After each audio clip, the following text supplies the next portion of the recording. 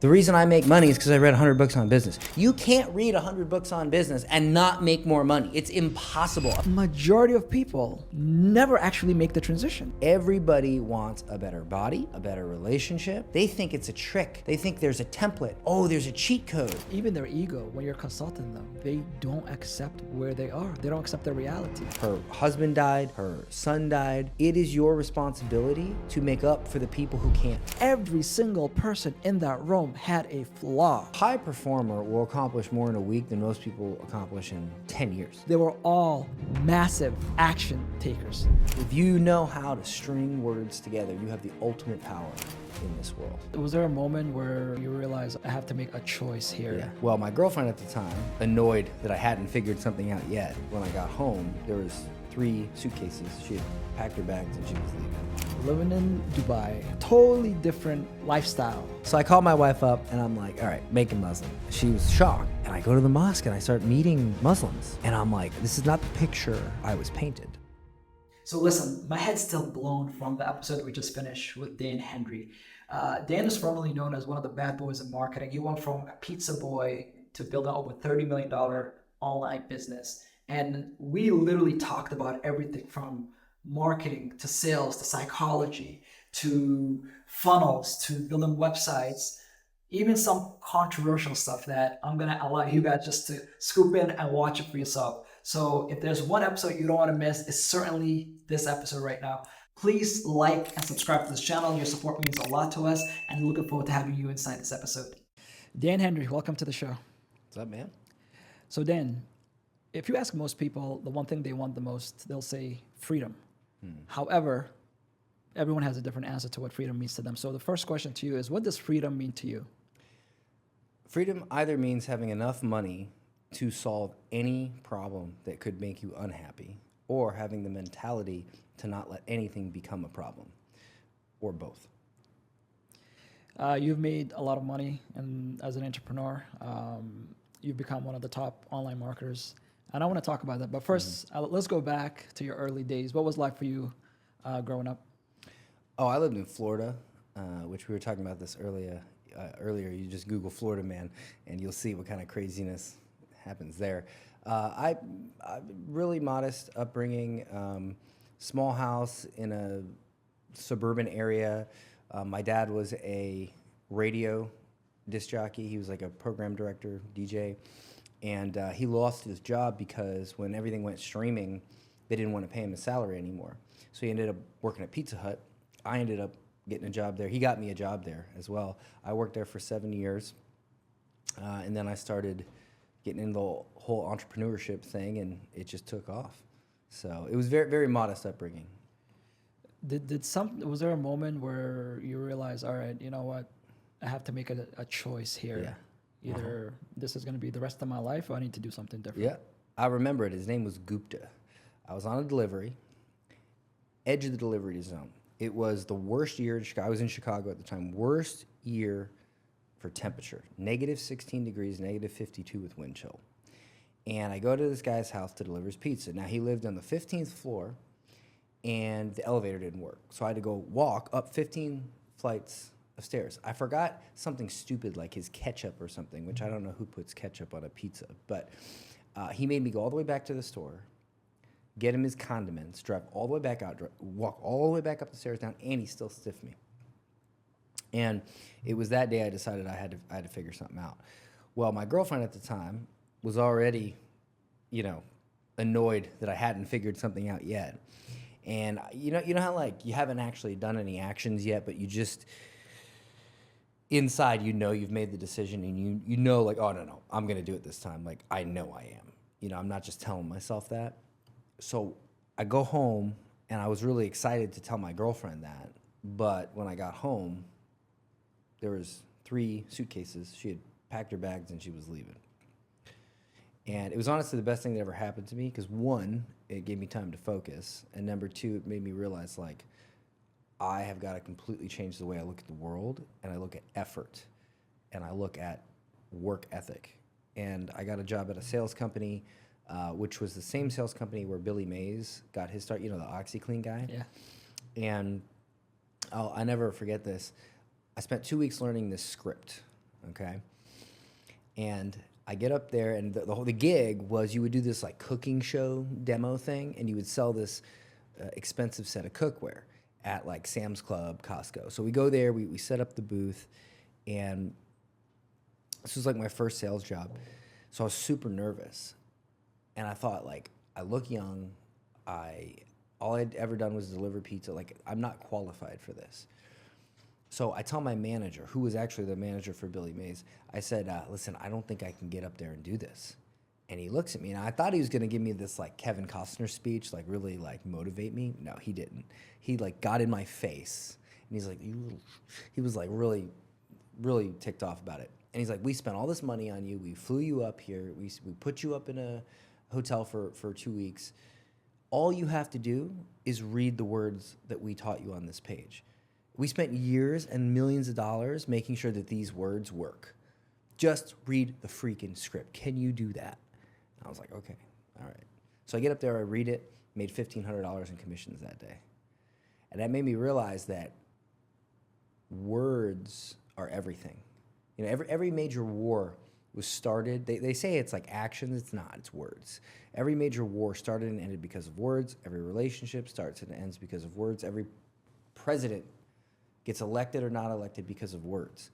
And when you use words to sell or to market or to grow a business, it's called copy. And there's an old saying, copy is king, and kings rule the world. So I believe if you master words and what to say, it is the greatest weapon, it's the greatest asset you could ever have. It is more powerful than friggin' uranium or a 50 caliber or whatever. If you know how to string words together, you have the ultimate power in this world. And so I've made it a priority of mine to continuously master and be a student of learning how to use words to create a better life. Absolutely. I mean, I studied Gary Halbert, as you know, early 2000s. I don't know where this was going to take me. I don't know what was in it, but I just heard same thing as you just mentioned. If you want to change your life, if you want to become great at marketing, at sales, learn copy. Yeah. Because that's a skill that, I mean, yeah, you know, it's one thing to sell face to face, and even if you're uncomfortable, even if you're an introvert, but if you understand how to write, you can use so many different platforms. And what happened was I saw a Craigslist ad, and the gentleman there said, "Look, this might be the dream job for anybody who studied Dan Kennedy, Gary Halbert, Gary Bensamega. But here's the catch." He's like, "Send me a CV, but that's not what I'm looking for. I want you to sell yourself. Write me a sales letter, right? On you, on why I should give you this job." Yeah. So because I was already learning how to write copy, I wrote a sales letter about me, amazing story, why, you know, all the value, all the benefits I can provide, and then, you know, and I got the opportunity, and this guy was a multi-millionaire and, you know, working out of Boston. And through him, he brought me into this online and direct response marketing world, which, as you know, and they said the rest of the story. So I totally agree with you. Whatever you're doing in life, if you're stuck, obviously, you know, copy and learning how to sell is one thing. But then I want to go back to the moment you said, that pivotal moment that changed your life. Because, you know, one thing about freedom, I think all of us, is that we get that calling, right? We get that calling where something happens. I mean, you're a movie buff. Almost every movie that you've studied Joseph Campbell, right? Hero's Journey, the whole concept. Yeah. So as you know, like almost every single movie, you know, they kind of follow the same structure, right? Yep. Star Wars followed it incredibly, and Star Wars followed it per movie and throughout the entire series. Okay, it was masterful. Right, masterful. But I think is a very, you know, it's a metaphor to life, right? Because you and I can be given this picture of what life is, right? And then you follow that path. So it can be go to school, get an education, get a job. And then there comes a moment where like, wait a second, like this is bullshit. It's not the life I was promised. So we all have that moment where you realize something has changed, just like you did when that guy stiffed you. But majority of people never actually make the transition, never make the change. Yeah. Why is that? Look, you have the 99% and you have the 1%. It's just the way it is, okay? The funny thing about that is the 99% always have what the 1% have. They always want to have what the 1% has. Everybody wants a better body. They want a better relationship. They want a better house, a bit more money. Like, these are just fundamental things that most people, whether they will admit it to you or not, they want. Okay? They want what the 1% has, yet they still behave like the 99%. That is the very key character trait of the 99%. To want something and just blatantly disregard what it takes to get it, but still want it and still act like you even deserve it. Okay? I'll give you a perfect example, completely non-money related. I've been into fitness for several years now, completely transformed my life. Well, I was able to gain some muscle, but I could never get lean. And I tried every diet, I tried all these different ways, and one day I said, you know what, I'm just gonna hire a professional bodybuilding coach. Like, I don't do bodybuilding, right? Like, I don't get on stages, but I'm gonna hire one because I wanna go I want to go to the max and figure this out.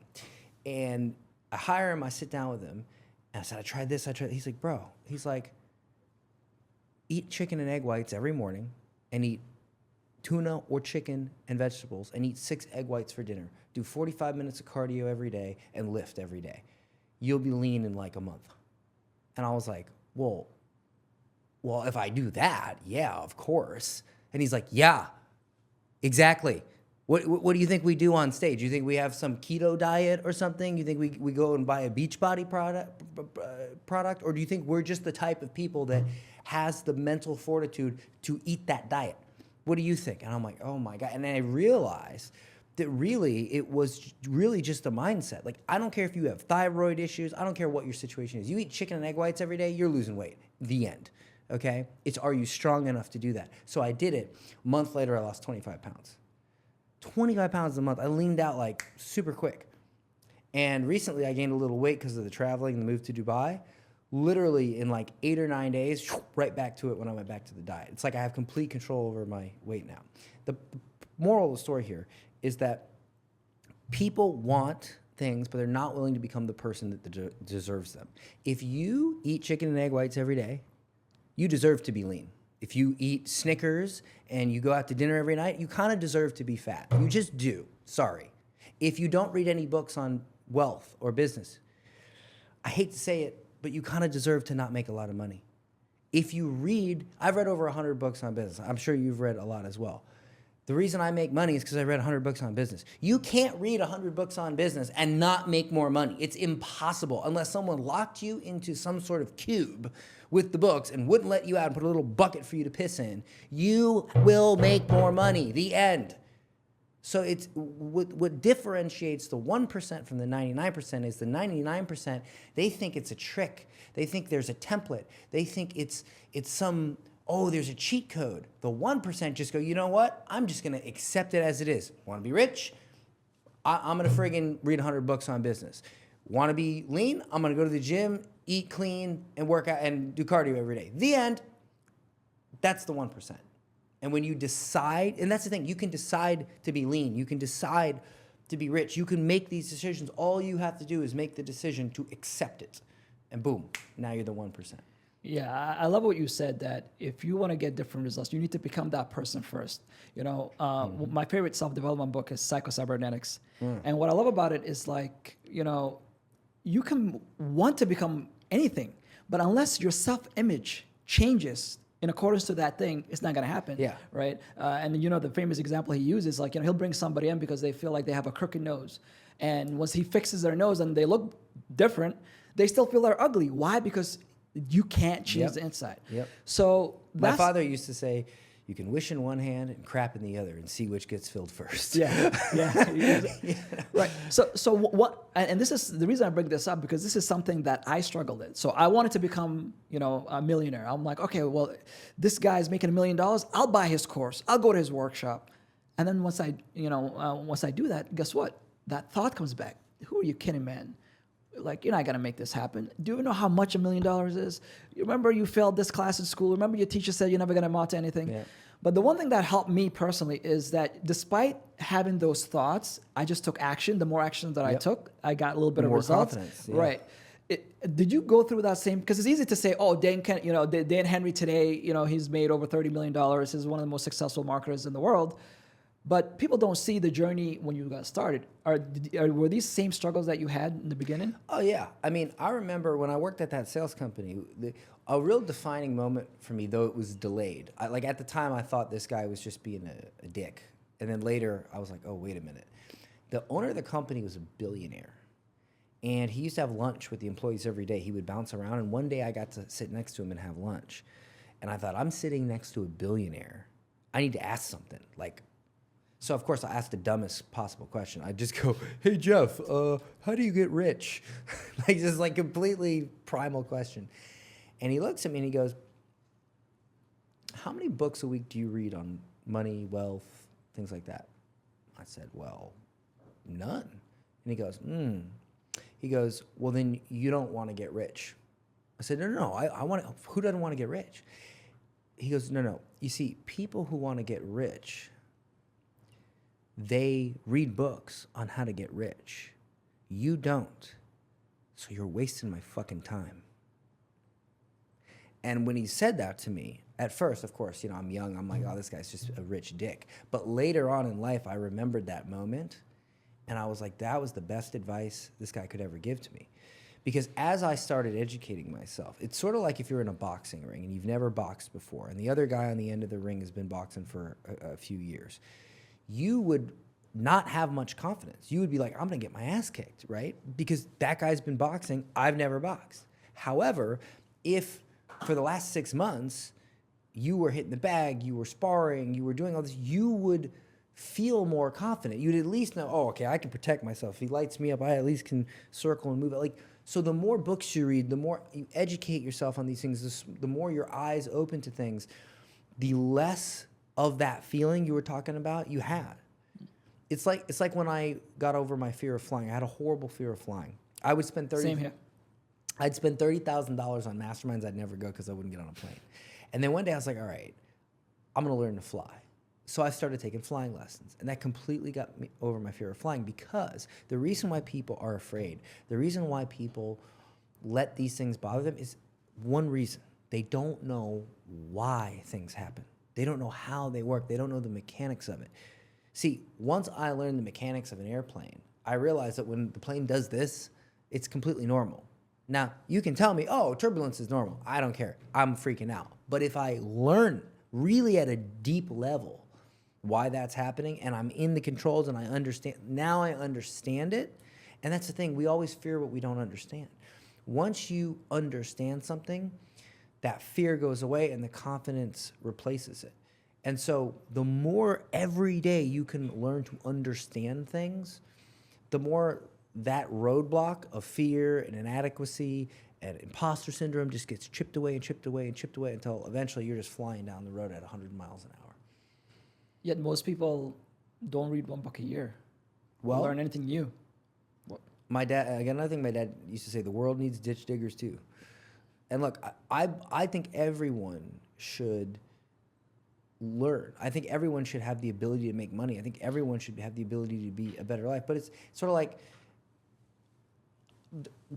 I mean, shouldn't everyone be able to go to heaven if they choose so? You know what I mean? Like they should, right? But they make a choice.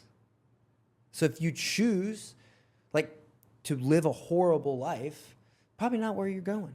So it's a choice. You can, now look, if you're held up captive in an Afghani cave at gunpoint, well then, okay, you're probably gonna be poor, and that is where it's a responsibility for some people to become rich, because they can take care of other people who cannot take care of themselves.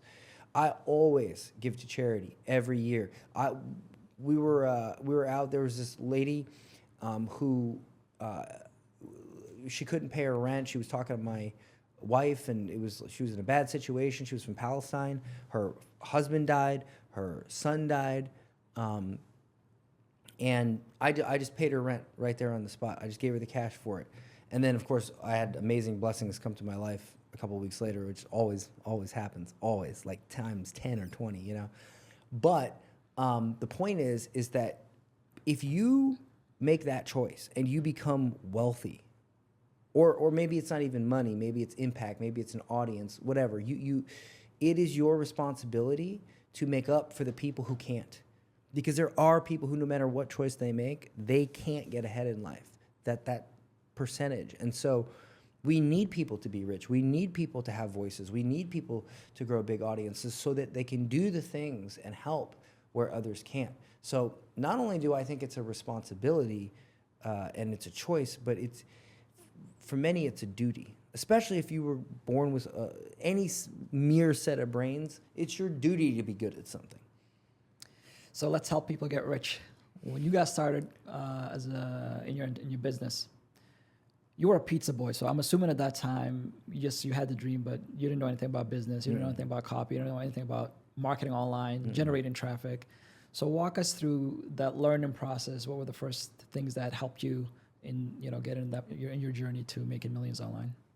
Well, when I learned that if you knew the right words to say, the world was your oyster from that sales script, I started getting into learning like, okay, how do I create stuff online that gets people to buy? And so I had a blog. I did affiliate marketing. One way, so I had a t-shirt company. This is where I started to really understand it. I had a t-shirt company. It was called Dork Tees. And we had these funny t-shirts. Like I had, like it's not you, it's your face. Just like funny stuff like that and nerdy things. And what I would do is I would write blog posts about TV shows because, I'm a TV and movie buff. So I had this one shirt. It was Keep Calm and Walk On, and it had a silhouette of Rick Grimes. And I was sitting down watching The Walking Dead one day, which is like a huge show in America, right? And there was this one episode where this character named Glenn, who was a fan favorite, was on top of a dumpster. And he fell, and it looked like he was about to get eaten. But the episode ended right at that moment. So like right at that moment, you didn't know if he was alive or dead. So I jump on my blog, and I write a post. And it was, is Glenn really dead? 6 reasons why he's not. And I wrote this whole thing really fast. And within 30 minutes of the episode ending, I had posted it. Then I went in all these Walking Dead Facebook groups that had hundreds of thousands of fans. And I was like, hey, did you guys see this? Did you guys see this? And I started getting like hundreds of thousands of views to the blog post.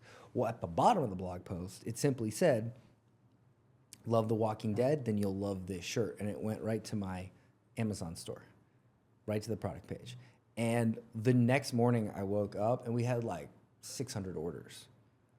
And I called my dad on the phone and I'm like, dude, you got to get over here. We're like screen printing these things, And so you might say, oh, Dan, you were in the t-shirt business. You were in the blogging. No, I was in the writing business. And every single time I had any sort of successful business or any offer, or any way I made money, it always came back to writing. Some way it came back to writing.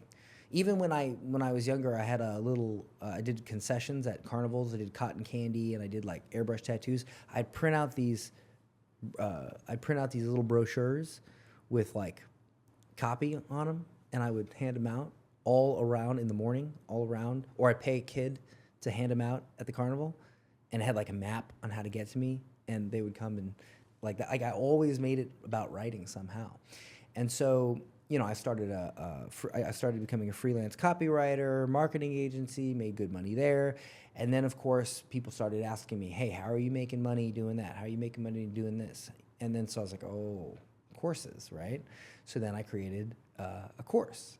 And that made me millions. And then I created more courses, coaching, events, more millions came, started doing events. And that's where like the $1 million days came. I learned, and that's been my highest level, speaking from stage and platform closing from stage. And then I made, I had a few $1 million days doing that.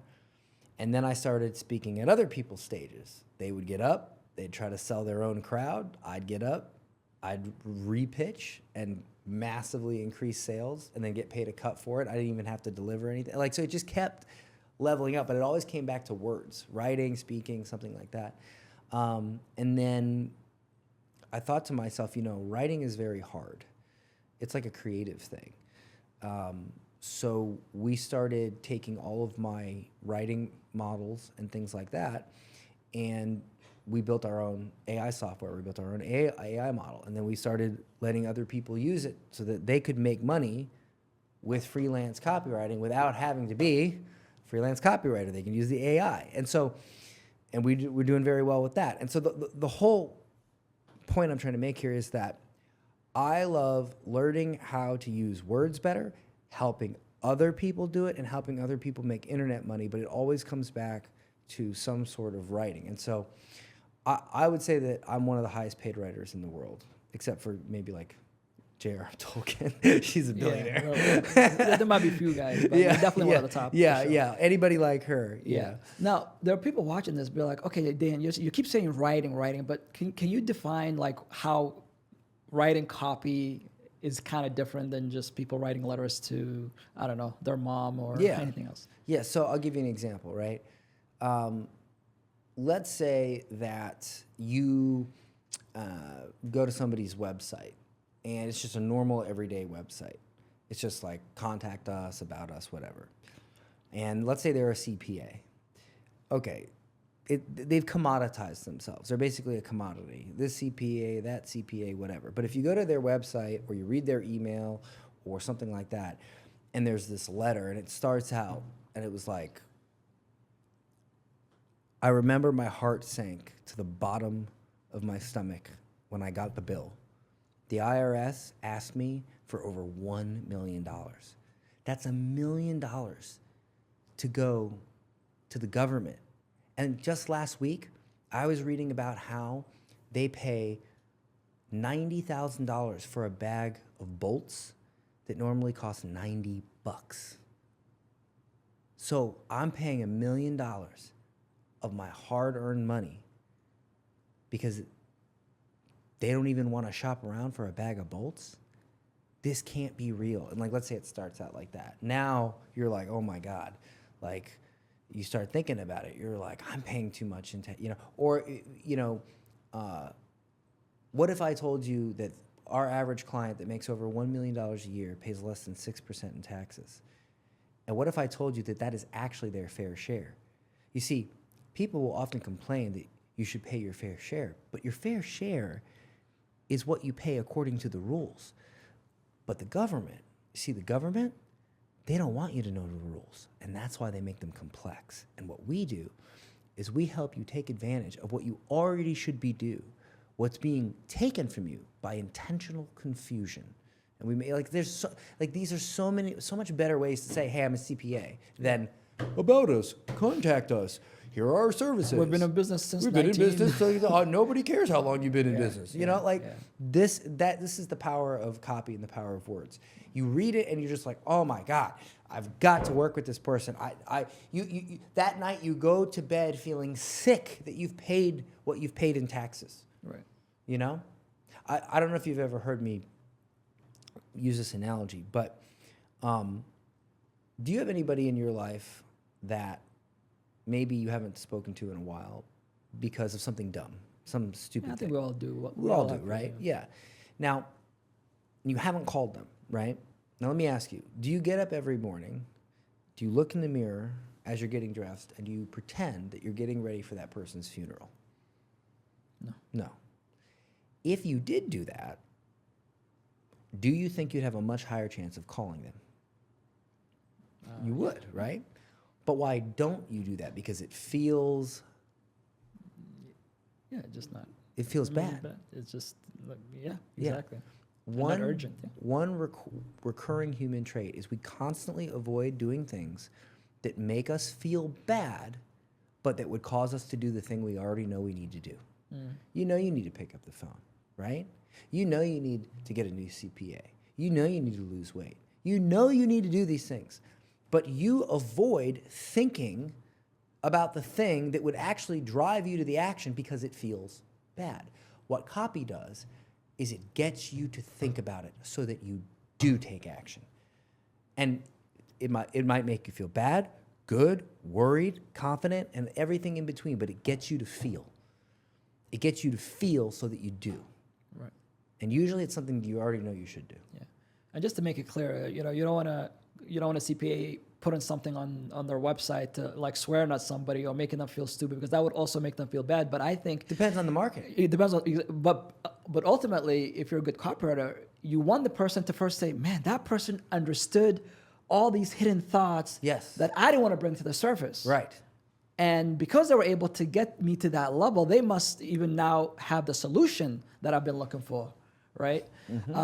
But you're right. It's that, ultimately coming back to writing, it's having, as you mentioned, an ability to connect with people that you've never even met, but you've actually understood their situation, acknowledged their pain, and you might not even have provided the solution yet, but they've already came to the conclusion.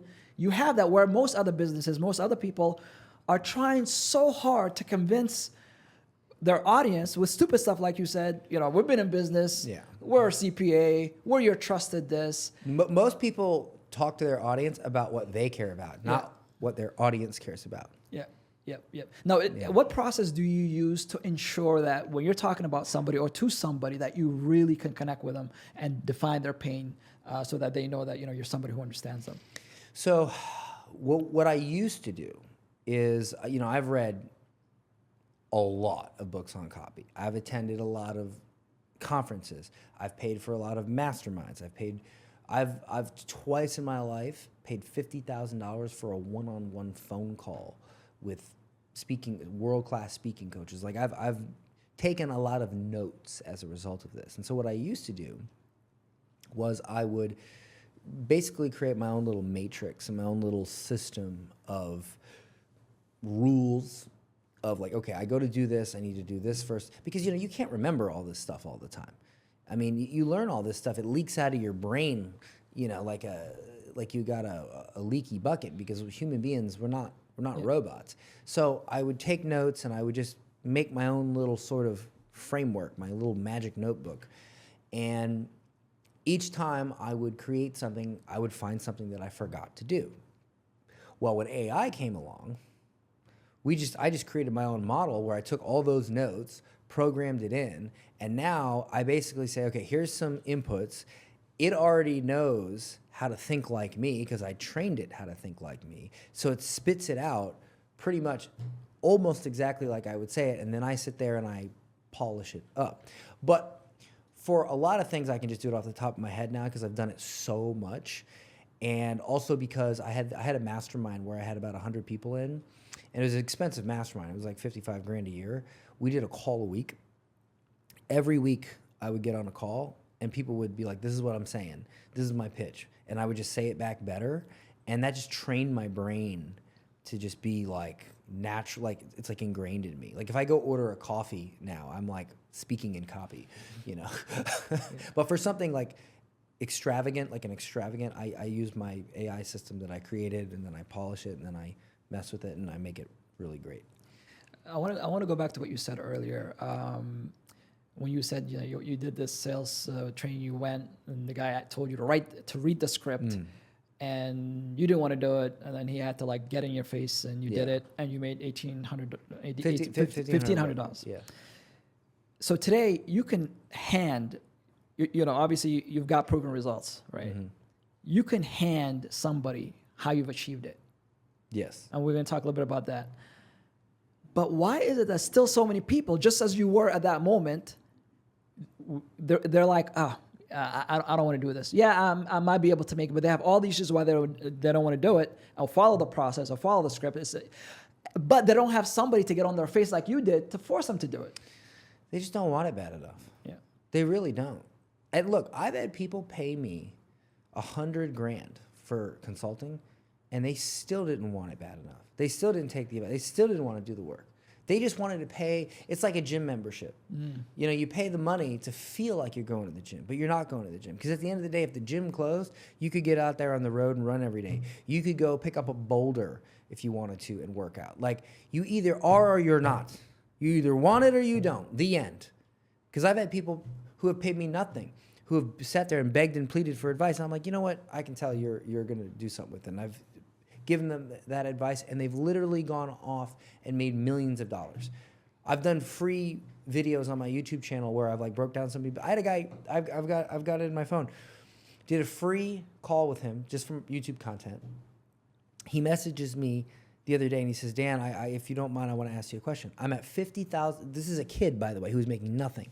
He's like, I'm at $50,000 a month in recurring revenue in my clients. And I don't know what's next, man. I've got all this money. I'm unhappy. Like, can I get some advice? Like, so this is a separate issue now for him. Yeah. But the point is that his name is Ryan, right? He didn't pay me a dime, but he's just that type of person. He just is. He's the guy. You either are the guy or you're not the guy. The end. Yeah. And so it doesn't matter how much money you have or you pay. Some people just want it bad enough and some people don't.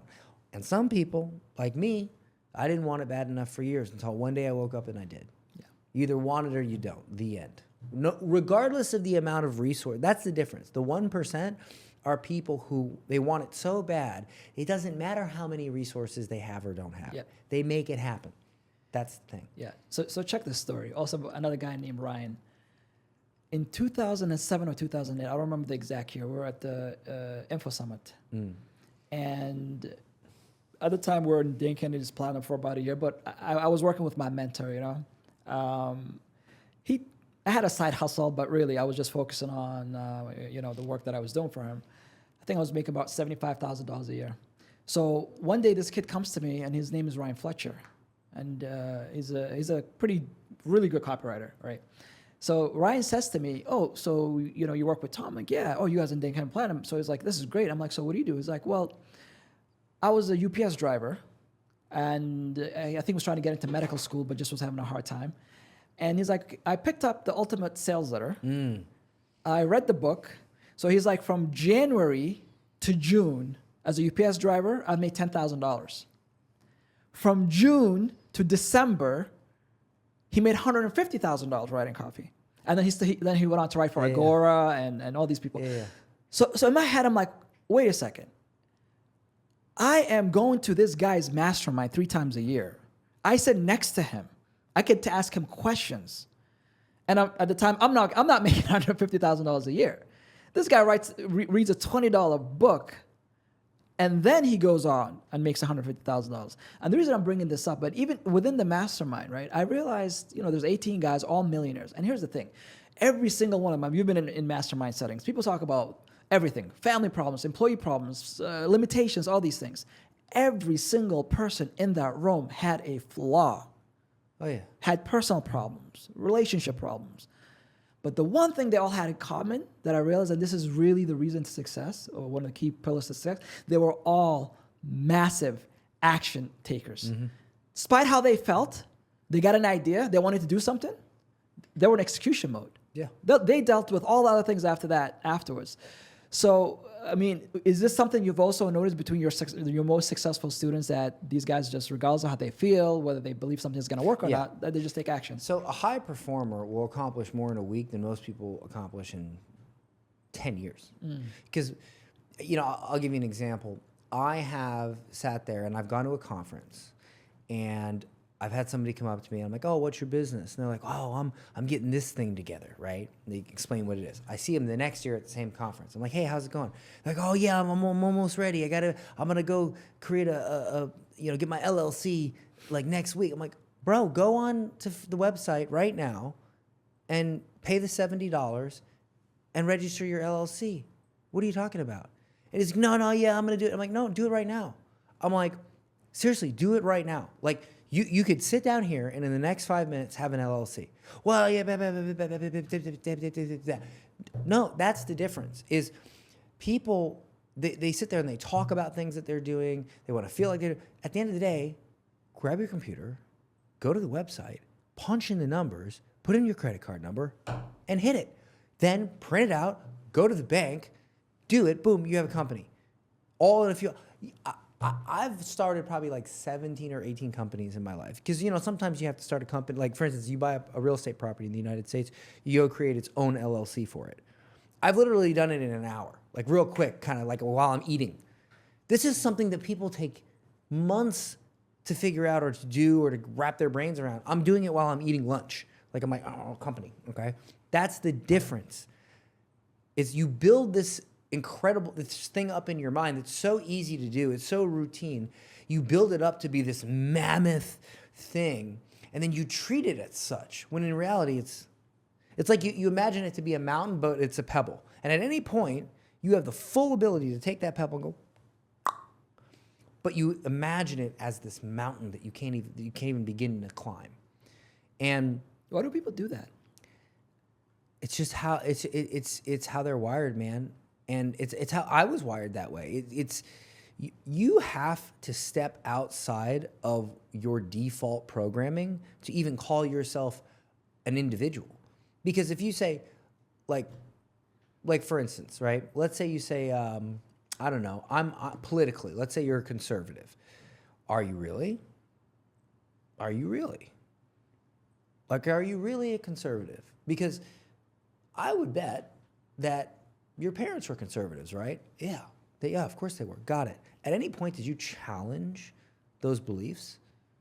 Well, no, not really. That's just how I was raised. Oh, so you're not really a conservative. You just allowed your parents to stick their hand up your ass and work your mouth like a puppet. You're not actually conservative. You're a parrot. You're just repeating back, squawk, squawk, what someone else has told you. Did you sit down and play devil's advocate? Did you sit down and say, if an asteroid was heading towards Earth and I had to disprove this belief that I have, and if I can't disprove it, everyone dies. My family, everyone we've ever known, dead. But if I can disprove it, the asteroid hits the Earth. Where would I look? What would I do? If you haven't done that with each and one of your core beliefs, then it's not a belief. You're just a parrot. You're just squawking and repeating what someone else has told you. And when I realized that, I learned how to systematically go through every belief I had, every value I had, and play devil's advocate with it and challenge it. And what I came out to on the other side was a completely different person. And I truly feel like an individual now, because everything I believe I can stand behind. Everything that I know and that I would tell my son or tell someone else, I truly can say, this is what I value. This is what I believe. Whereas before I was just squawk, Polly wants a cracker, okay? And that's what most people are. And I believe that the people who do decide to challenge it, they will come to the conclusion that most successful people come to. Because when you actually stop to think about things, everybody generally comes to the same conclusion. I'm not sure if you've heard the Earl Nightingale saying, if you have no formula for success, no mentors, no idea what to do, just look at what the masses are doing And do the opposite. and just do the opposite. Yeah. So it's kind of what you're saying. That's to summarize your question is most people do that because they're taught to behave like the 99% and they never challenge those beliefs, so they just robot and parrot their way through life, and that's it. And then they die, and the end. Next. The 1%, they challenge everything, and when they challenge everything, it's so funny. Most rich people, or especially self-made people, they generally have the same beliefs. They generally, not specific, but they all kind of, like if you have a room of 100 self-made millionaires, everybody generally gets along. Because everybody generally has figured out the same types of concepts and values. They haven't chosen, they've discovered. And that is what is start the process of discovery and discovering yourself. And that's when you get to move away from the 99 and head towards the 1. Now, what about, do you think there are two types of different beliefs? So, for example, I might come in and say, okay, you know what? It is possible to make $1 million online. I didn't think it was true, but I listened to Dan, and clearly he's done it, and I believe him, and there you go. But it's not possible for me. Listen, I hate to say it to you, if that's what you believe, you're until you get over that belief, you're right. It's not whether you think you can or you think you can't. Right. You're right. Yeah. You're right. It's probably not possible for you because you don't think it is. Period. The end. Okay. Once you believe it's dude. First of all right. Kardashians. Okay. I can sit here and I can name a lot of millionaires, Logan Paul, like all these people who do really dumb things and make millions of dollars. And then I can name people who do really smart things, like investment bankers and stuff like that, who make $1 million. People who are incredibly dumb and who are incredibly smart both become millionaires. People who are attractive and who are unattractive become millionaires. People who are from one country or another. So like, if all these different people of all these different intelligence levels and cultures and body types and introvert, if all of them, if we find millionaires everywhere, then it's kind of like, maybe I'm just being a pansy and I need to just like put on my big boy pants and read some frickin' books, you know, or work with a mentor. You know, and look, that's the thing. You want to spend money and you want to work with a mentor, and if you have the money to do it, yeah, okay, you get a fast access pass. You get a backstage pass. You get to do it faster, sure. If you don't have any money, grab a book. Don't go out. Don't be watching movies all day. I didn't watch TV for almost 7 years. You know, you still don't have a TV in your house, I think. Just got one yesterday. You got one? Oh, yeah. nice. Just got one yesterday. Yeah. I haven't watched TV in 6 months. Well, by the time you get it installed, that'll be another 7 No, years. I got it installed. And get the... Yeah. No, I was like, I was very careful here in Dubai to make sure that I pick the person who's like, you're going to be there tomorrow, right? Yeah. Okay. So I started online or the direct response world early 2000s, and at that time, as you know, if you wanted to get data, if you wanted to get anything, I mean, it's mainly offline. You do a campaign, you got to wait weeks to find out the results. You got in what, 2016, 17, 8? I'm horrible with time. 27. No, like 2016. Yeah. 2016. Okay. You know, it was 20, wait. I got in, or I became successful. no. When you started, Oh, 2009. 2009. But you were just kind of dabbling around. But when did you? I sucked. Yeah. But for me, I started in 2001. But when I'm really counting when I actually started to get it. So let's say for you, when you started getting results, 2016. Yeah. When you kind of became pro, let's call it, right? Now. I still don't think I'm pro. I just think everybody But sucks. But here's the thing, right? But there's a gap between when you start something and you actually become really good enough to get, you know, results that you're making a great living and giving back. And so forth. 16. Yeah. Today, you know, with AI and all the tools that we have, you know, things are moving a lot faster. So if somebody is watching this now and they're like, I want to get on that same journey, but I need to know maybe the first 3 to 5 steps, what should I do? What advice would you give them? Yeah, so this is something that we teach. Yeah. Basically, it's, look, you have to figure out what type of client can I get that's willing to pay me every month. Now, for me, the way I like to do it, it's business owners, right? Because business owners have to spend money to stay in business. And digital marketing is a $1 trillion industry. Business owners spend a lot of money on it because they always need customers. Now, here's what I learned. This is what I figured out. And I tested this. I made $2,000 in an hour with this, okay? So if you are a professional copywriter, you're charging $5,000 a month for like emails or something. Now, most business owners, especially small business owners, they can't afford $5,000 a month. The ones that are doing really well can, but there's still that whole huge, gigantic pool of small business owners who can't afford it, but they would pay if it was more reasonable. So if you can use AI to write those emails instead of yourself, it's incredibly more efficient. So you can charge something like $500 a month instead of $5,000. The emails you write, or blog posts or what have you, I'm just using emails as an example, are completely acceptable for this small business owner. They get a great product. They're getting a great price. They're happy to pay you. Now, here's the problem. If you use ChatGPT or something like that, what happens when you log into ChatGPT? What does it say? How can I help you today? Mm-hmm. So it's like if you wanted a contractor to build you a house and they handed you a napkin and said, okay, sketch out the blueprint, you wouldn't know where to start. So you either learn prompt engineering, which is that being a prompt engineer pays like $100,000 a year now, because like learning how to talk to AI to get it to do what you want is like its own little skill, right? So you either learn how to be a prompt engineer, which is a whole skill set, and then that way you can actually make good copy. Because if you try to write copy with ChatGPT, it sucks, right? And then you deliver. Now, one thing that I like to do is you reach out to a customer or a potential client. You say, hey, listen, I can do it cheaper, I can do it faster, and I can do it with zero risk. Because even if you have no portfolio, if you do something cheaper, faster, and with no risk, they'll consider it. So I say, I'll write you a sample right now. So that's like zero risk. It's faster because you can do it right now. You can do it in 2 minutes.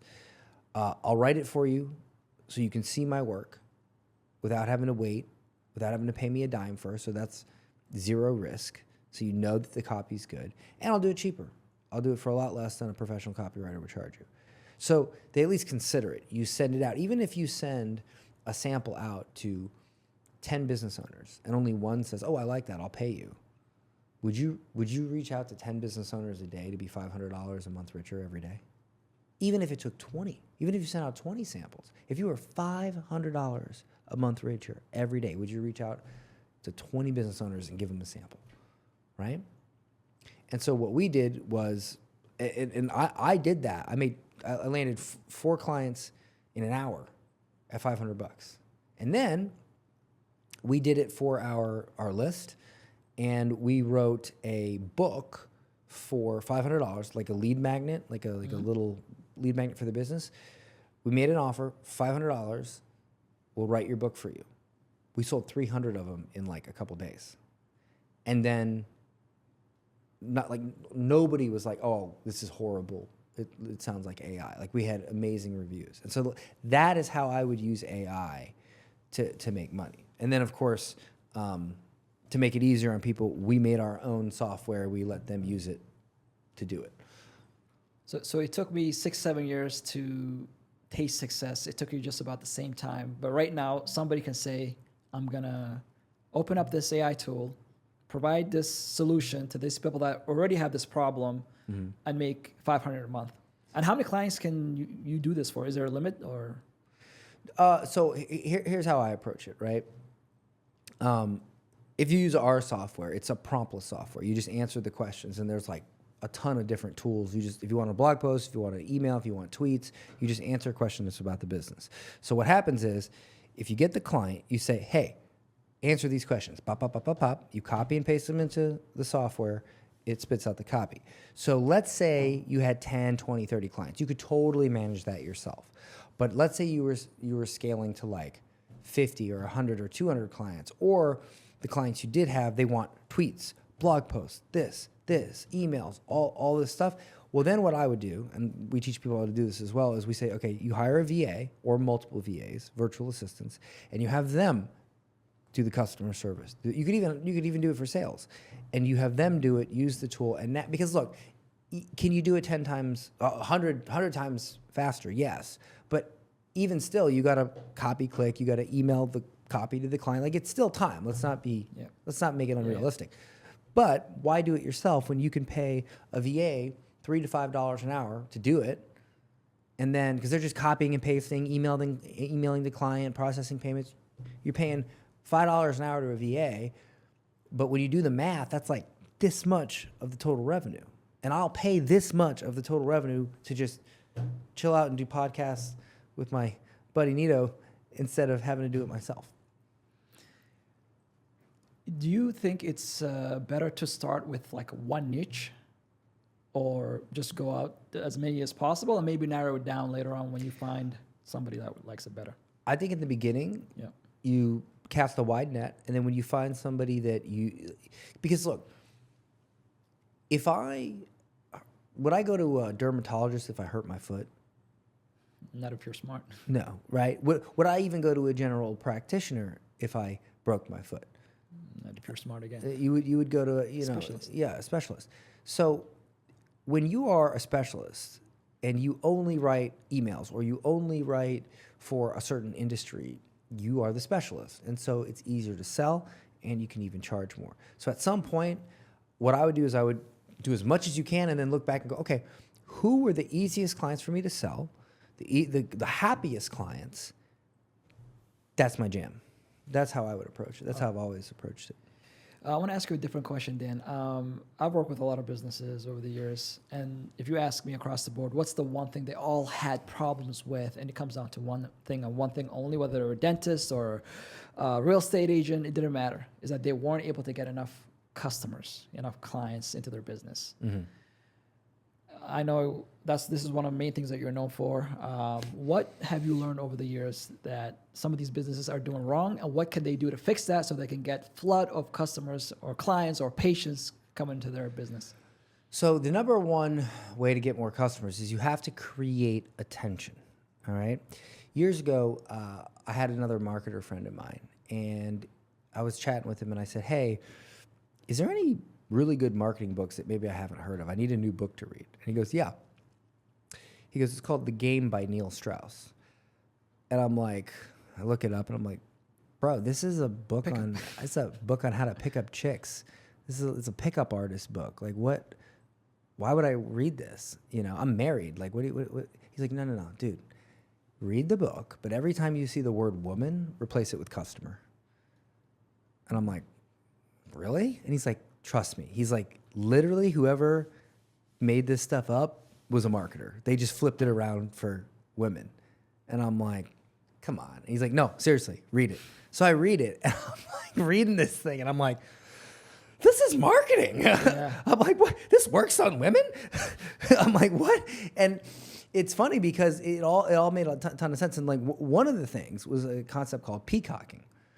So one of the hardest things for a man to do is start a conversation, and it's Western, of course, you know, it's different over here, but is start a conversation with a woman. It's not that hard to have a conversation to a woman, but what we call a cold approach, to walk up to a random woman and just say, "Hi, my name is Dan," super hard for most men, very difficult.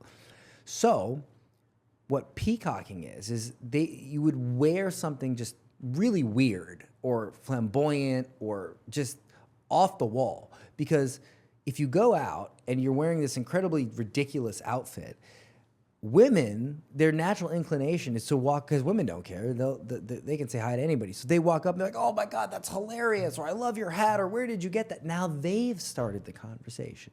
You've eliminated the whole hardest part, and now you just continue the conversation.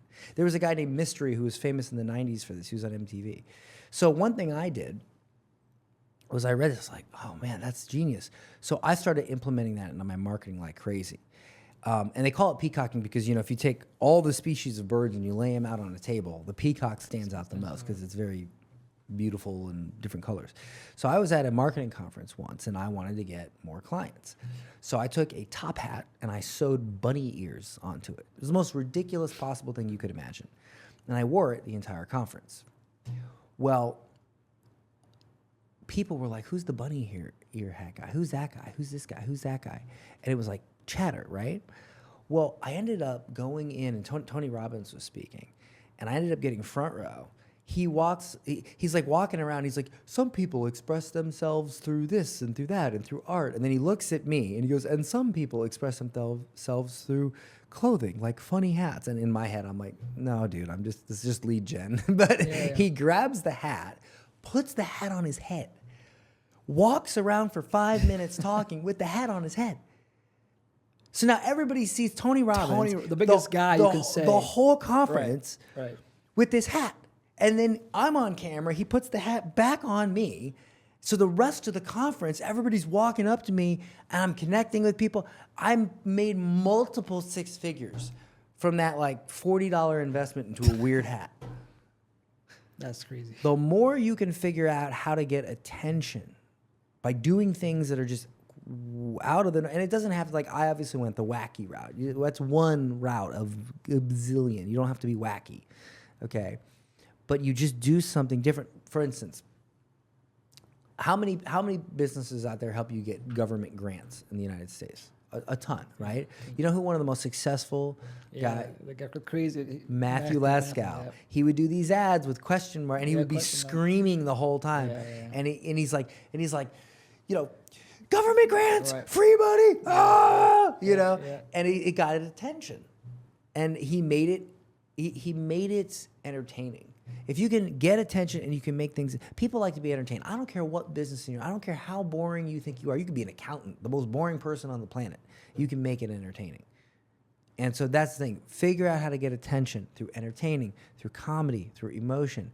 Think outside of the box. Yeah. That will, everything that you already do, it will just make it 100 times better when you learn how to really, truly get attention. Yeah, and this is one of the things I always say, is like when I started in the dental industry back, 2007, 2006, and we're consulting all these practices across the globe, and I quickly learned that the smartest dentists, the ones that went to the best schools, Harvard, Tufts, you name it, Terrible at marketing. the brokest dentists. Yeah, broke. And the ones who were the bottom of the class, they're the richest dentists. Why? Because they knew how to market themselves. They knew how to get attention. They knew how to get patients in. And they knew how to do everything else except for maybe, the clinical side of it. You want to know why I think that is? So I saw this interview with Tom Brady once, who's arguably the greatest quarterback. Bostonian, so yes. Yeah, greatest quarterback to ever live. And he said, he feels really, because, Tom Brady is not a super jacked. Oh, absolutely. He's normal, right? Yeah. For a football player. And he said, I feel really bad for the players that come in who are naturally athletically gifted. They have big muscles, they're fast, they're just gifted genetically because they never learn how to develop heart. He says genetics will win regular season games, but heart wins championships. And so if you went to Harvard, you probably think your shit don't stink. You probably think, I went to Harvard.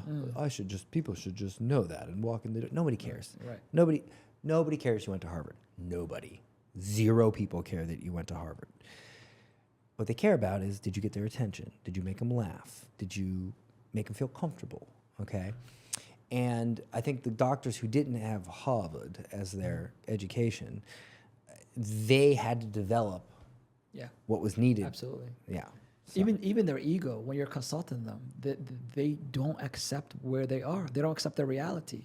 Yeah. They will look at you like, I don't need your program.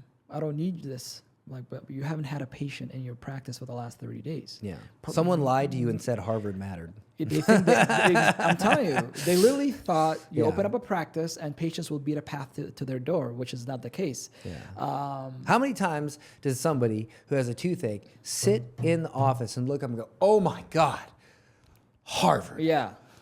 I must see the Harvard guy. Like nobody gives a shit. Right. No one cares. Right. Right. The only time I ever think about Harvard is when I watch Suits. Yeah. Because they care. Exactly. That's it.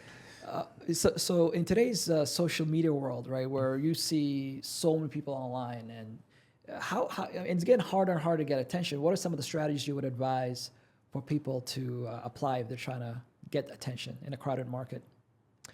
One of the easiest things to do is people think, I gotta market myself. I've got to educate people. Nobody wants to be educated. Nobody wants more information. They want things simplified.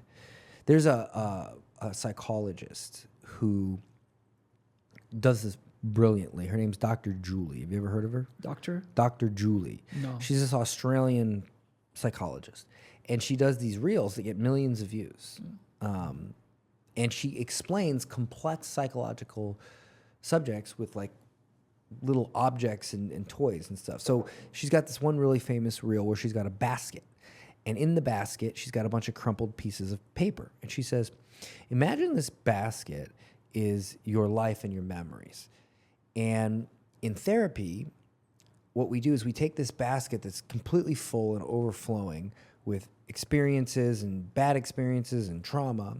We take one thing at a time, we unfold it, make it neat, and we process it and we refold it nice and neat. And then we take another. And so she takes the whole basket out, and when she folds it all up, it's like this big versus this big. And she takes the nicely, neatly folded pieces of paper and she puts it back in the basket, revealing that there's now all this extra room in the basket. She says, and when we take them and we put them back in, it now leaves all this extra space for you to live your life. So she uses this like visual metaphor to simplify the concept of therapy. And it got millions of views. And so whatever you do, whatever you're an expert in, there's probably a lot of points of confusion around it that people don't understand because they're not you, because they didn't go to Harvard. Yeah. Okay? If you can learn to simplify those things for people, that is value. Why do you think Donald Trump won the presidency? You honestly think it's because of his views? No. When he ran against Hillary Clinton's campaign announcement speech read at a 12th grade reading level. Donald Trump's Make America Great Again speech read at a 2nd grade reading level. Everyone could understand it. He took complex subjects and he simplified them, and that's why he won. Period. People think it's because he was outrageous. No, he made it simple. Look when Obama won, right? He just kept saying the same thing. Change. We're just going to change. We're change. We're going to change, right? He just kept it simple. That's counterintuitive to what we're told, though, right?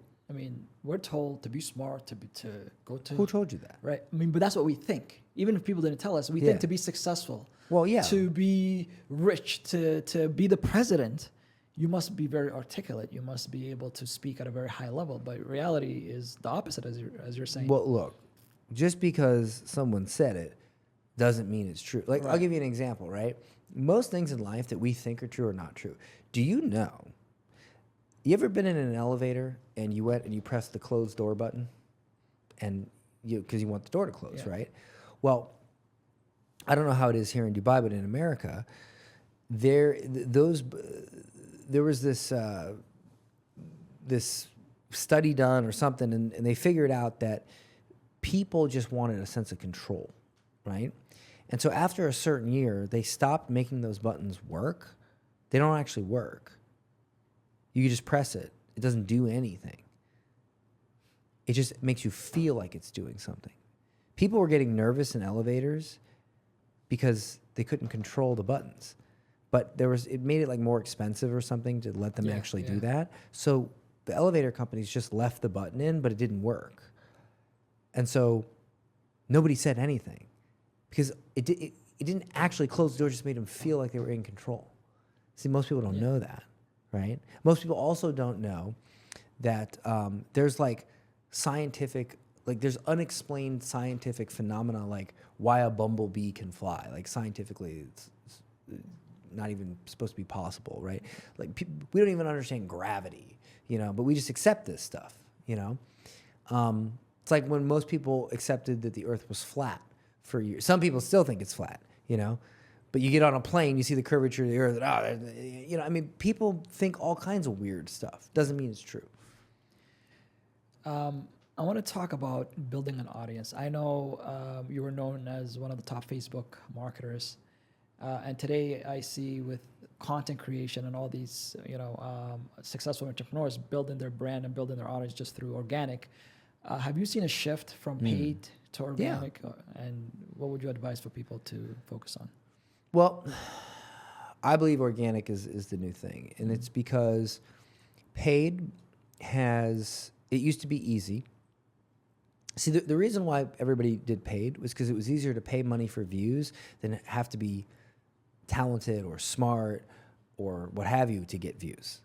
And if it was like, okay, I can get money and I can pay Facebook to get views on my business, or I can say something really amazing, figure out how to be really entertaining and get views. This was easier.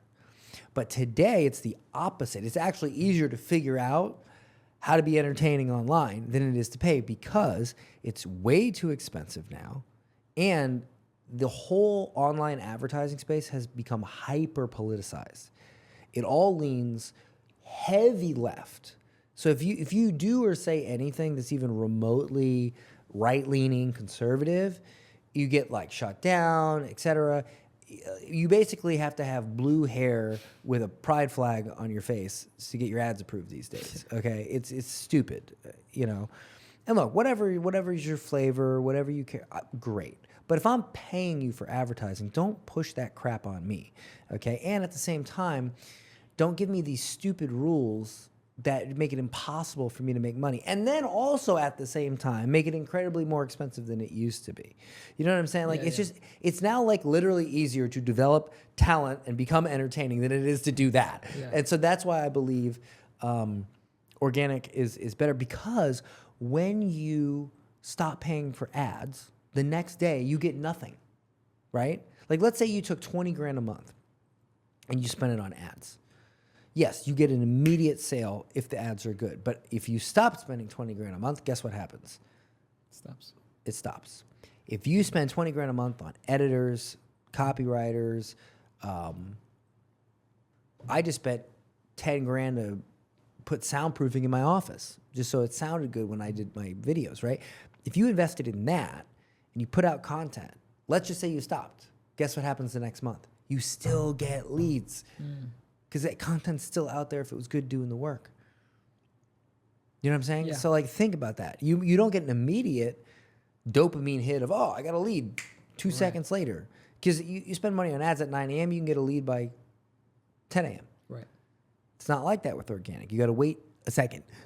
You got to be patient. But it pays off. It pays dividends for a long time. So, and when it comes to platforms, right, is there one that you specifically should focus on, or, I mean? Right. Well, it all depends on what you sell and who your audience is. For me right now, I'm loving Instagram and YouTube. Reason being, Instagram's like immediate gratification. If you say the right thing, the reel goes viral in like an hour.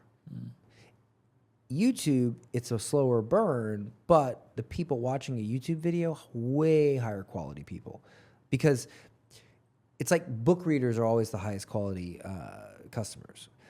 But think about somebody who watches a 60-second Instagram reel, flipping through their phone, versus somebody who's like, I'm going to sit down and watch this 27-minute video on how to do XYZ because I'm looking for information. So I personally like YouTube and Instagram. Facebook, not so much. I don't really do much on Facebook. TikTok, I admittingly haven't gone deep into, because are they going to ban it? Are they not going to ban it? Is everybody 13? I'll figure that one out after I really super polish Instagram and Facebook. But we've done millions of dollars off of both platforms. And it's funny. Everybody says I should have a LinkedIn, because I have like $50,000, $100,000 consulting offers. I don't think I've logged into LinkedIn in like 4 years. Wow. I don't know. I just never, I don't know. Yeah, I'm the same way. I have one. I haven't updated in years. LinkedIn is boring to me. Yeah, it seems, but there's a lot of money. A lot of the, I know. Yeah. I mean, I guess based on where your audience are and who you can help the most. Oh, I'm sure I could make a ton of money from it. I'm just focused on what's working now. What's working now. I know you have about 50,000, 55,000 subscribers on YouTube. Yeah, I think we just hit 56. Yeah, and when did you start taking it seriously? Less than a year ago. Less than a year ago. What are some of the things that have been working for you on YouTube? Oh, bro. I mean, I know we're in this YouTube channel together on WhatsApp, and there's a new strategy every 5 minutes. But what do you think, like maybe the top 3 to 5 things that have helped you the most? So I've hired a lot of YouTubers, not just YouTube coaches, YouTubers, guys that have hung out with Mr. Beast. Here's the thing, right? Number one, you sit down, you come up with like 100 ideas for a YouTube video. You just, as many as you can. And then you start getting rid of the ideas and only selecting the best ones. Then from there, you create thumbnails for those videos before you ever script them, before you ever film them, anything. And then of those 10, 15 titles and thumbnails, you select maybe 1 or 2, and then you make that video. That's how these pro YouTubers do it. Because if nobody clicks on your title and thumbnail, who cares how good the video is? It doesn't matter. So what they do is they spend most of their time ideating the packaging. That's the title and thumbnail. It's called the packaging. They ideate that. They make if it's not an absolute banger, if it's not like, oh my God, I look at that title and thumbnail and I'm just like, I've got to freaking click on that, they don't even make the video. They only make the video for the titles and thumbnails that are just absolute bangers. And you might whittle 100 ideas down to one or two. that video gets made. That's probably the biggest piece of advice. And then, of course, there's the hook at the beginning, which has to be incredibly concise, quick, fast, and it's got to be, it's basically got to, and both the hook and the packaging have to accomplish a very specific psychological thing. So you're a copywriter, right? I actually have asked a lot of copywriters this question, and nobody can give me what I consider to be the correct answer. What is a hook?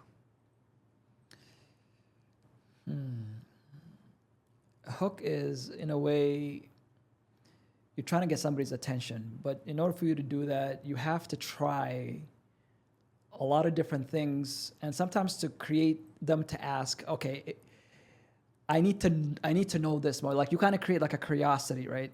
Like you create so you can't start, your day can't go on until you figure out. So you've given me what is the closest answer to what I feel to be correct. All right, you actually were pretty, but let me just polish the answer. Yeah, but you're right. Yeah. It is a visual or a text or whatever it is that creates multiple questions in the viewer's mind that they cannot stand to left go unanswered, so they must click. That is a hook. Or if it's like in an email, it's a sentence that creates 2 or 3 questions in their mind that they have to know, so they keep reading. I say benefit, curiosity. So there's a big benefit and there's curiosity to it. But it's a bit more than that, but to simplify it for me. Yeah. That curiosity and all that is the end result of this. That is what happens as a result. But the actual mechanics of it are, I've seen this thing and I've asked myself, and it happens in a nanosecond. Yeah. I've asked myself 2 or 3 questions in my mind. Now we do this all the time, right? We do this constantly throughout the day. Like if I look at that light right there, in my mind, I might ask myself, I wonder how much that light cost.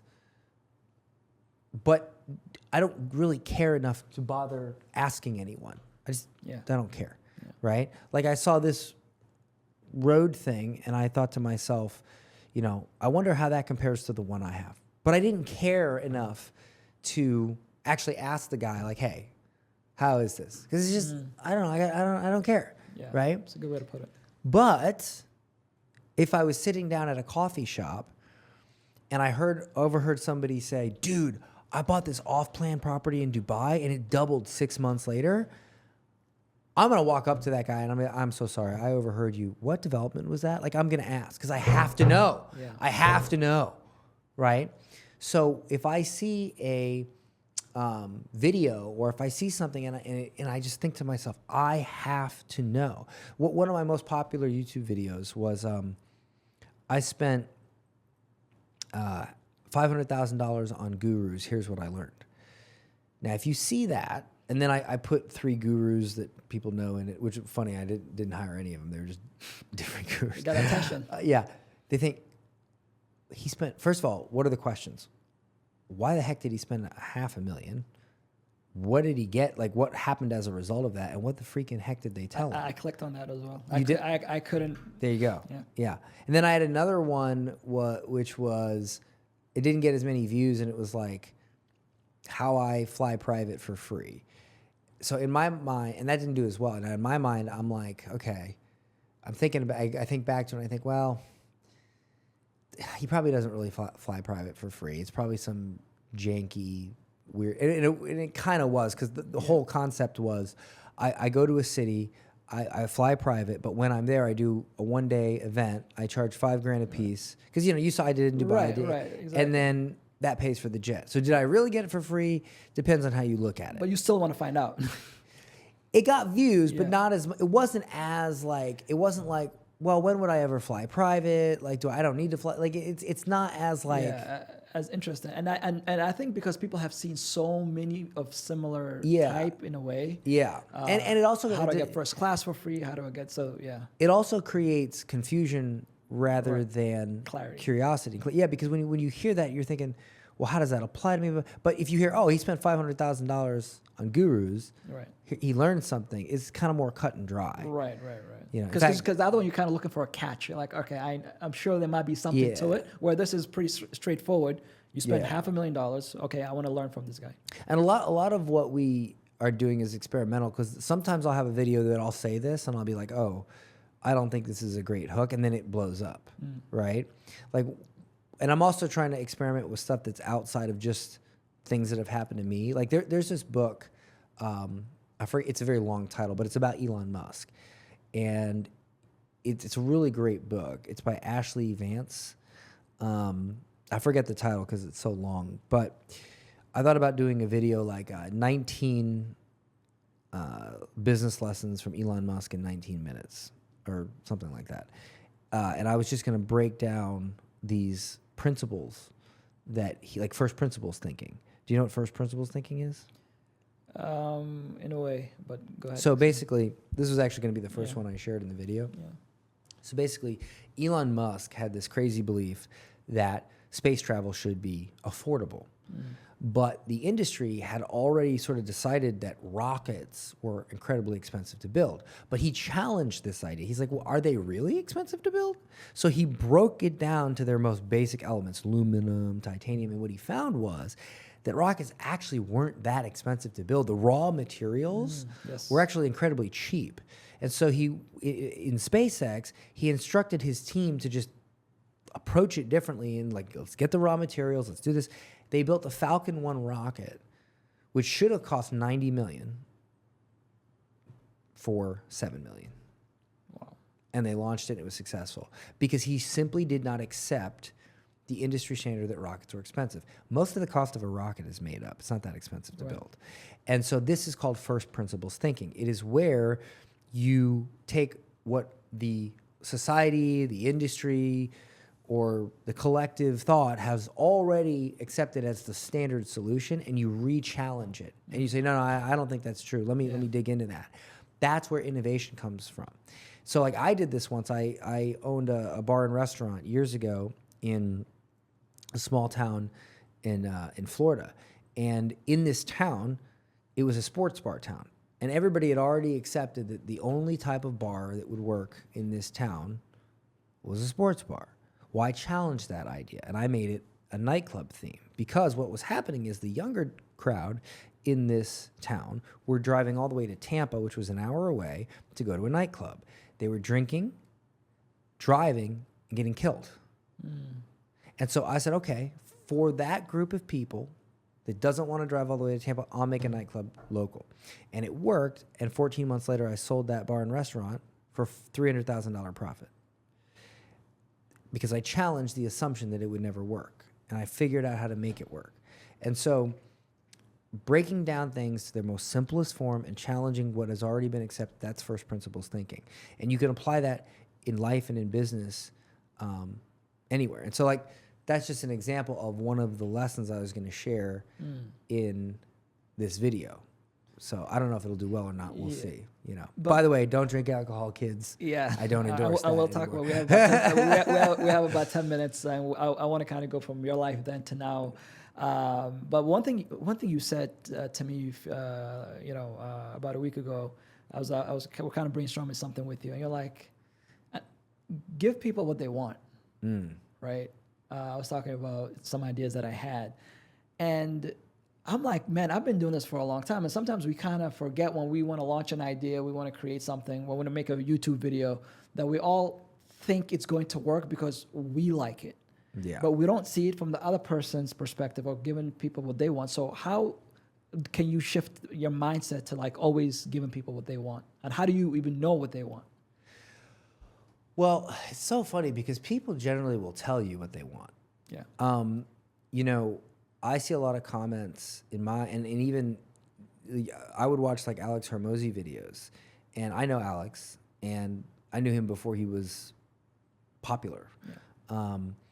And I remember talking to him and hanging out with him at conferences and getting on Zoom calls with him. He was very easy to listen to. You know, he was, even when he talked for a long time. Well, when he started making the crazy videos with stuff flying around, and so I know him, I like listening to him. I couldn't watch his videos. It was like I was having a spaz attack, right? And I thought it was just me, you know. I was like, this is just way too much input. It's just stuff flying around, fast cuts.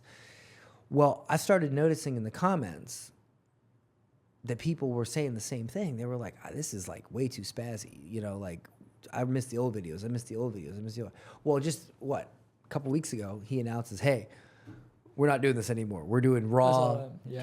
And I'm just like, there you go, right? So like people will tell you if you're willing to listen. Yeah. So. All right. So now here's another angle, or topic that I want to get into. I remember watching a video that you did a while back. It was like I don't know if it was like a song or a rap video. I think you did it. I don't know if we should bring this up. No, I don't care. I'm just like, man, what is going on, right? But it was kind of obvious, like you were kind of in a wildlife. Let's just put it that way. Well, to be fair, it was a parody video. It was a parody, yeah. But, and then today, living in Dubai, reverted to Islam, totally different lifestyle from day and then to day now. Kind of walk us through that transition and what led to it. So I was married to my wife for, I think, 4 or 5 years. When I became and we were married when I was poor, dirt poor. And when I became successful, people think that getting rich is this like easy thing. It's not. All of a sudden when you have a lot of money, there's lawyers and accountants and CPAs and there's trusts and there's just all this nerdy, boring, complicated stuff that just drives you insane. And then, you can give all this money to the government, or you have to spend it on this, you have to spend it on that. You got to buy properties, you got to buy equipment, and then, well, now you have all this paperwork for this. Well, now you have to create an LLC to protect them. It's friggin' madness. Well, I have always loved the simple life. And so it overwhelmed me, and I ended up dropping the ball as a husband, and it was just too much pressure. And so marriage fell apart. We got divorced. I did not take it well. I've had a lot of bad stuff happen to me in my life, and I've handled it. I did not handle the divorce well. So I did what every man who grew up poor, who was discouraged his whole life, who had people tell him he would never amount to anything, who then became rich and successful, and then single. I went out, bought a $2 million yacht cash, filled it up with 20 strippers, and went and just partied for 2 years. And you would think, and they weren't actual strippers, maybe some of them probably were, but, just wild girls, right? I mean, I'm sure at some point they had to pay for their college, right? And so just girls I knew, random girls, and I had girlfriends who had girlfriends, and and all this stuff. And partied, drank, didn't really do drugs. I'm not really a drug person. Smoked a lot of weed. I guess that's drugs. And just partied. Very Jordan Belfort, Wolf of Wall Street type lifestyle, minus the cocaine. I'm already uppity enough. And you would think as a man that is like this is amazing, right? Well, what I realized was that while it was happening, it felt amazing. But when I went home every night, I just felt this horrible sense of dread, because I was like, okay, if I fast forward to when I'm like 80, 90 years old, and I'm laying on my deathbed, and I close my eyes, and I look back as I'm about to pass into the next life, and I go, what did you do? And all I can remember is all these parties with women and so, like, how are you going to feel right before you die? And I thought, well, I'm going to feel terrible, and all that is not going to matter at all. And honestly, I just missed my kid. I missed my wife. I missed reading a book, and just, my wife used to pass out on the couch while I was like reading a book or something, and she would just, and like it's like weird, simple stuff like that was just so much more appealing to me. And I realized at that moment that I wasn't doing all those things because I wanted to do them or because I enjoyed them or because whatever. I did it because it was a coping mechanism. I was just trying to do stuff that made me not think about the pain. And so I quit drinking alcohol. I sold the yacht, which was a good idea anyway. Cheap to maintain. Yeah. I got lucky. I sold it during COVID. I got the same price I paid for it. Wow. Yeah, because people wanted to live on yachts during that time. Yeah, people just were stuck. And nobody wanted to sell their yacht.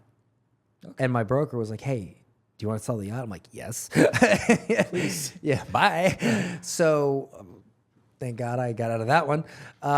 But I cleaned up my life. I got rid of I stopped hanging out with all the random females and friends that were druggies and they're all rich. Like they were successful, but they just partying. Well, I got rid of everybody and I just worked on myself. I went to therapy. I explored. And then, my wife started to notice, my ex-wife started to notice.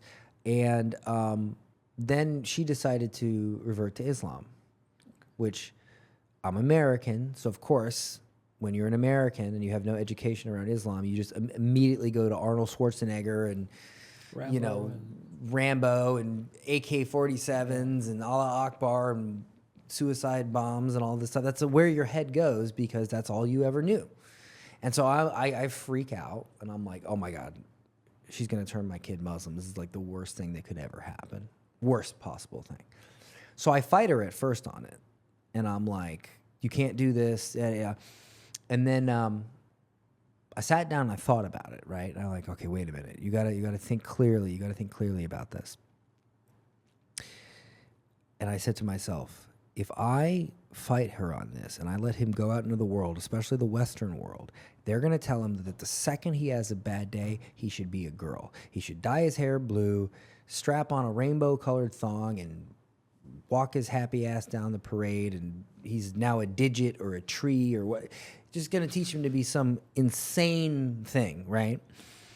And that's fine for other people. Great. Have fun. Whatever. When I can identify as someone who can pay zero taxes, I'll get that rainbow thong and I'll be on that float right with you. I'll put glitter on my face, but until that day comes, I'm not buying it.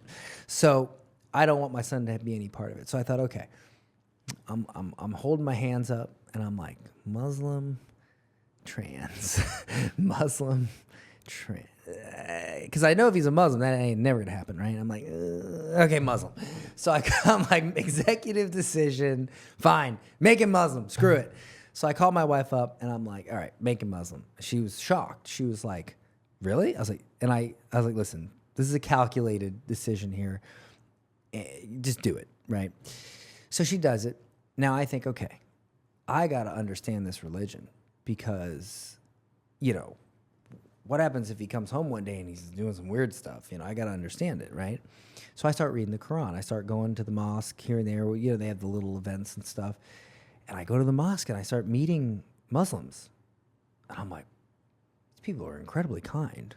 Kinder than any Christian that I had ever met in America, And I'm not saying I'm just ones that I had met for the most part.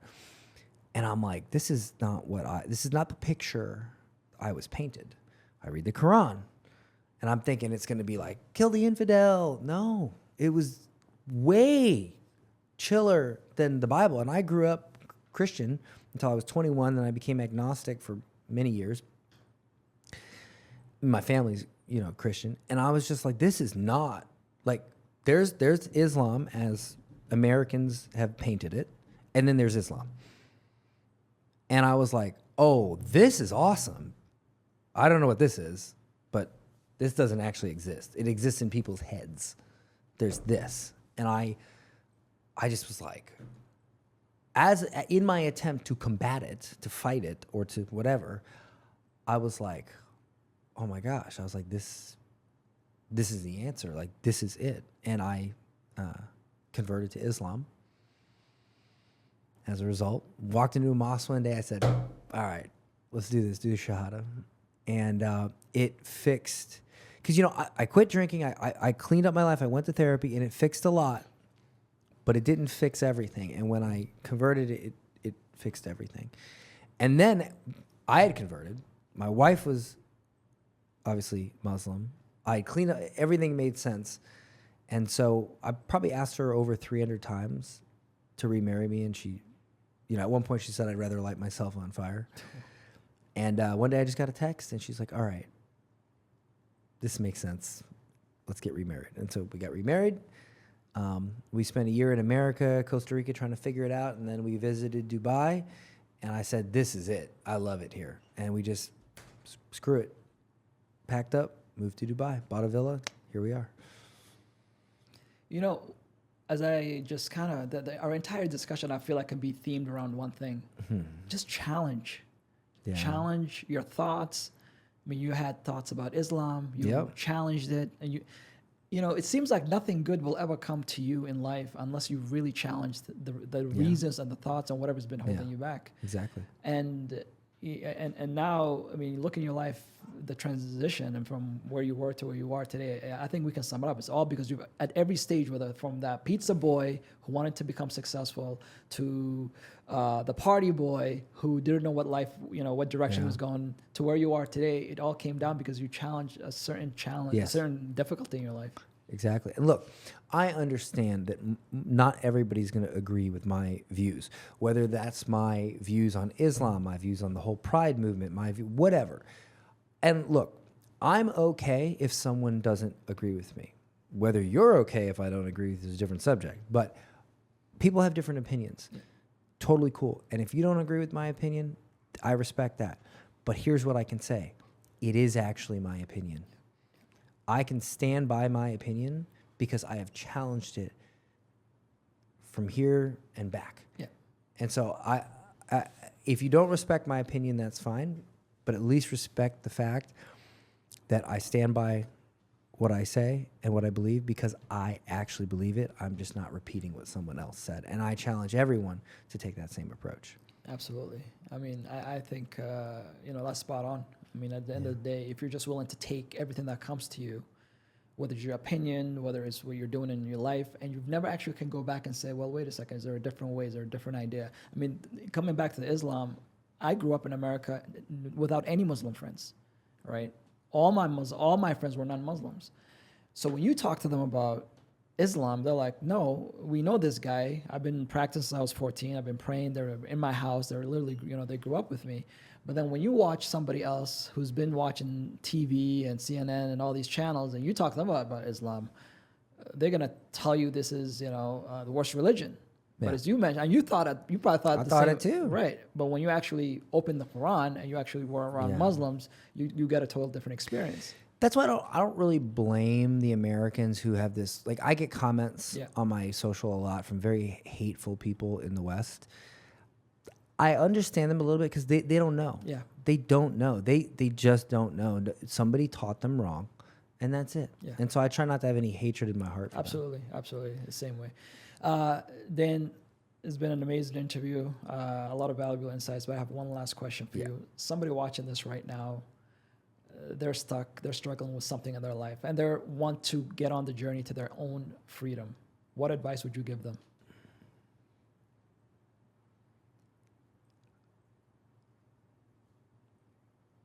I would say this. Likely, there is a table in front of you with a pile of money on it.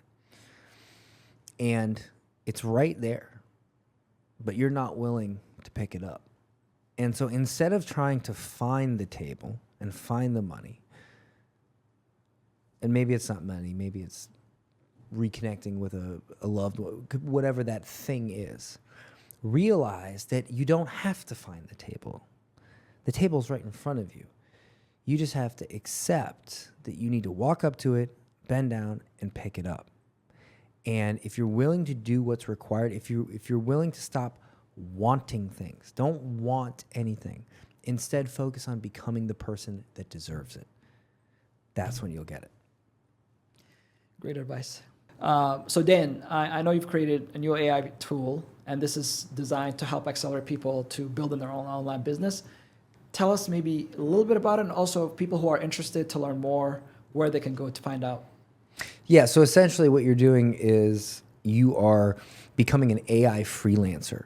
You're doing work for clients. You're getting paid every month by clients, but instead of doing the work yourself and having to learn how to do that work, you're using an AI tool to do it for them. And the most lucrative service that we found to sell is copywriting and marketing services. So we have a tool that does it for your client.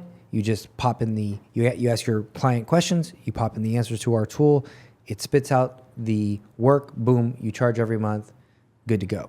We have a training that shows how to do this business model. It shows a demo of the tool, and it shows how easy the tool is. In fact, we brought my mother on, who knows nothing about technology, and had her actually use the tool live on the training to show you just how easy it is. So easy your grandmother could use it. Anyway, if you want to check out that training and see a demo of the tool and see if it's something you'd be interested in, you can go to aifreelancer.com/Nido, and I'll throw in something special there for your audience. So make sure to go to aifreelancer.com/Nido. You guys heard it there. Go to this URL, and looking forward to having you guys on this training. All right, there you go.